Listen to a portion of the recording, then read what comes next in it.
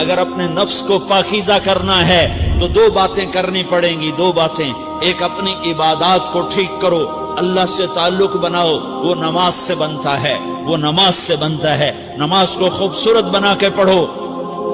یہ سارے مجھے نوجوان نظر آ رہے ہیں، نمازی ہیں لیکن نماز پڑھتے ہیں عادت والی، تیز تیز بھاگ دوڑ والی۔ وہ نماز نہیں ہے جو دل کو کھینچے، جو دل کو پکڑے، جو اخلاق پر، کردار پر اثر انداز ہو۔ عادت کی نماز ہے۔ اپنی نماز خوبصورت بناؤ، اپنی نماز بڑھیا بناؤ، اپنی نماز کو اچھا کر کے پڑھنے کی کوشش کرو۔ اللہ سے بات کرنی ہے، 2 کے 3 منٹ لگا دو، 3 کے 5 منٹ لگا دو، تمہاری نماز خوبصورت ہو جائے گی۔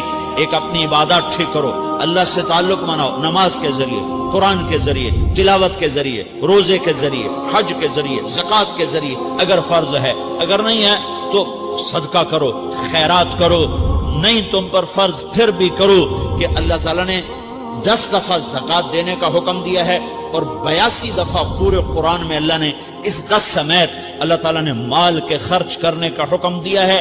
غریبوں کو بھی ترغیب دی ہے کہ تم بھی لگاؤ لگاؤ لگاؤ۔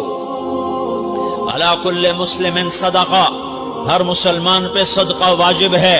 یا رسول اللہ ان لم یستطع، نہ ہو پیسہ تو کیا کرے؟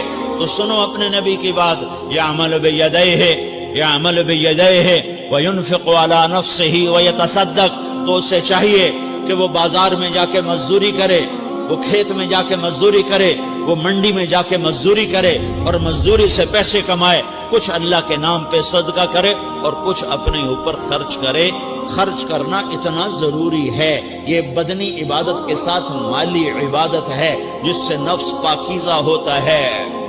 اگر نہیں ہے تیرے پاس تو خرچ، تو مزدوری کر، مزدوری سے مال بنا، کچھ اپنے اوپر خرچ کر، کچھ غریبوں پر، کچھ اپنے جیسے اور غریبوں پر خرچ کر، اپنی عبادت بناؤ۔